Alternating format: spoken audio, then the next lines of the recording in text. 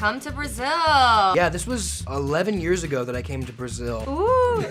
Mine was recently at the Brazil Comic-Con. How many people were there? I mean, thousands. It was surreal. Everyone was just extremely, really nice, and they welcomed me so much. And Brazilians do stick out in the world. I want you to watch your friends die.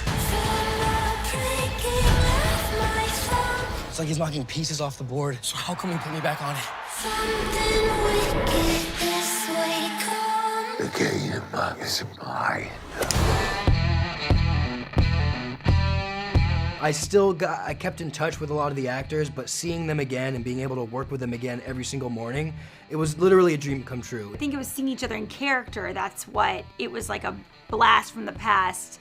We felt like being on set. Yeah, like you couldn't really believe it was real. It was so much fun. It was like a vacation. Every time we went to set. I just smooched everyone's faces and slapped butts. And it was, I don't know, better than it used to be. Very surprising, but a good surprise, the best surprise. There was one day where a couple of them came by the office, Tyler, Colton, J.R. Bourne, and I said, why don't you come upstairs to my office and we'll take a look at a few scenes that I've been writing.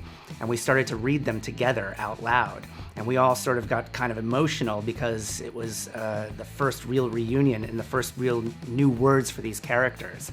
And it was a great feeling. The crew. Yeah, so it wasn't just the cast, but also a lot of the crew is the same, like our wardrobe, our camera operators, our makeup artist. We hadn't seen a lot of those people in a long time. So that's actually the real reunion for me, was seeing Todd, our camera operator, Harley, Barbara, our wardrobe, our Vasquez. And the first time I saw the makeup artist again, she literally ran and jumped into my arms and we almost both fell down.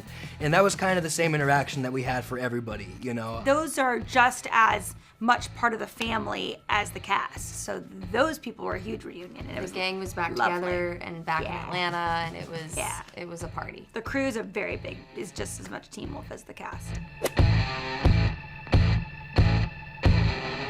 Well, I would say what we missed from Teen Wolf is, one, we missed Dylan O'Brien, first of all.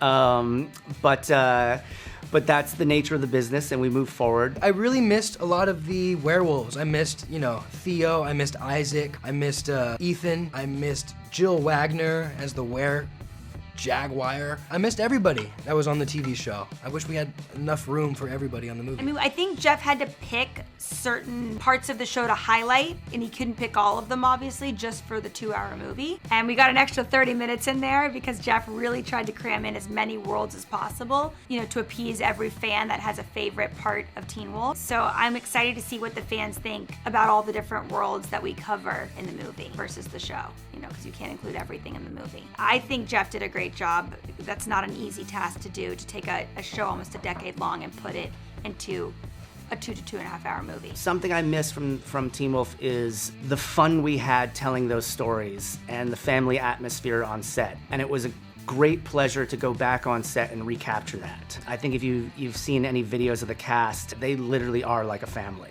And I miss these characters. I miss telling stories about these characters, which is why it was fun to say, okay, what would they be like 15 years later? So I found that there was a real rediscovery of joy in the writing of these characters and in picking up on their lives again. I missed that a lot.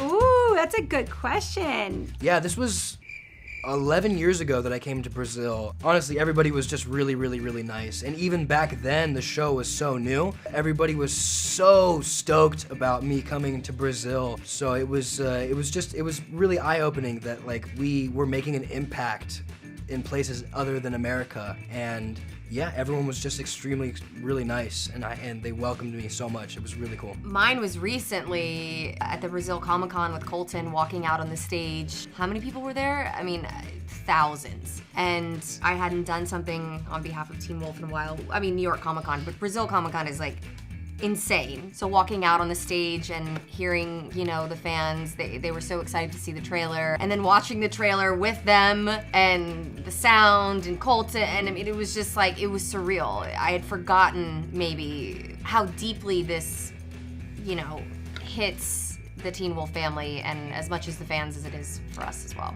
Yeah, I have so many fun memories of Brazil. One of them being just the passion of the people. I think that's really special. And And Brazilians do stick out in the world. Like the love that they have for a sports team, a show, a person, you can absolutely tell the difference. And I love Brigadeiro. I get into some Brigadeiro. Shelley and I had the most amazing meal in Brazil. I had my first Michelin 4-hour meal in Sao Paulo. And I sat there by myself. I thought I brought a book.